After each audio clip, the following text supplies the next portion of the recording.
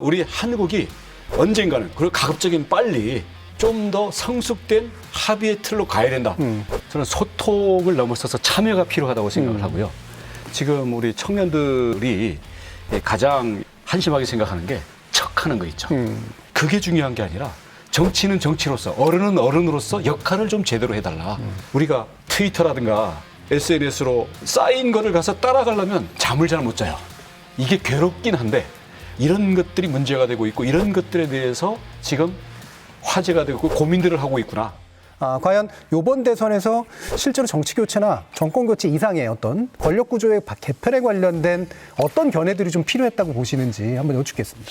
정권 교체라는 것과 정치 교체라는 게 프레임의 대결 같은 것도 있었잖아요. 근데 지금은 현실적으로 정권이 교체되는 게 민주주의의 기본적인 작동 방식이에요. 이게 정권이 있는 동안에 그동안 쌓여왔던 문제들에 대해서는 국민들은 일단 현재 양당제 내에서 심판하려는 이게 좀 더 다수를 이루고 있는 거고요. 지금 말씀하신 것처럼 제도라든지 행태, 양당 다 이게 마음에 안 든다라는 변화의 욕구가 분명히 있습니다. 근데 이게 제도로 이게 되려면 87년처럼 정말 국민이 권리해가지고 그러니까 기존 정당 자체가 휩쓸려 갈 정도의 정치적인 대변혁이 오든지 아니면은 서로 도저히 안 되겠으니까 위기가 와서 뭐 서로 대타협을 하든지 이렇게 가야 되는데 현재는 둘 다가 아닌 거죠.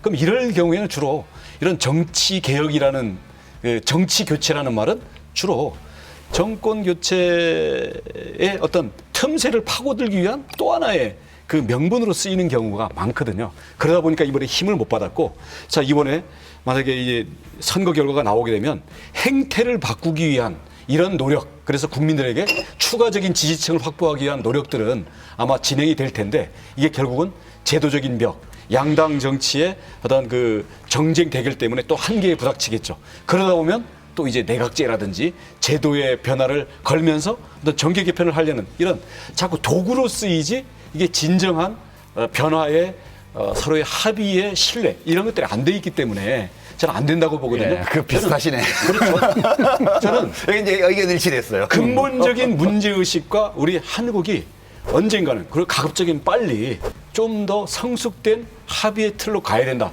이런 점에서는 아마 근본적인 틀은 문제의식이 비슷할 겁니다. 말씀을 들어보면 청년 문제가 이번만큼 이렇게 중요한 담론으로 떠오른 적도 없었던 것 같은데 좀 소통이 좀 됐다고 좀 느끼세요? 어떠세요, 오 부장님? 저는 소통을 넘어서서 참여가 필요하다고 생각을 하고요. 지금 우리 청년들이 가장 한심하게 생각하는 게 척하는 거 있죠. 뭐 예를 들어서 뭐 야구들을 따라서 쓴다든지 네. 뭐 이모티콘 쓰고 뭐 청바지 입고 이런 거 가지고 그냥 겉모습만 흉내내는 거 있죠.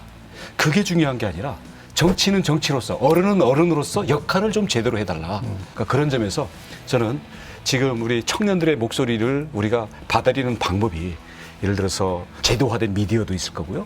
여론조사도 있을 거고. 그런데 저는 우리가 트위터라든가 이렇게 SNS로 커뮤니티에서 여러 가지 보내주는 그런 거를 계속 쌓이기 때문에 이거를 쌓인 거를 가서 따라가려면 잠을 잘 못 자요.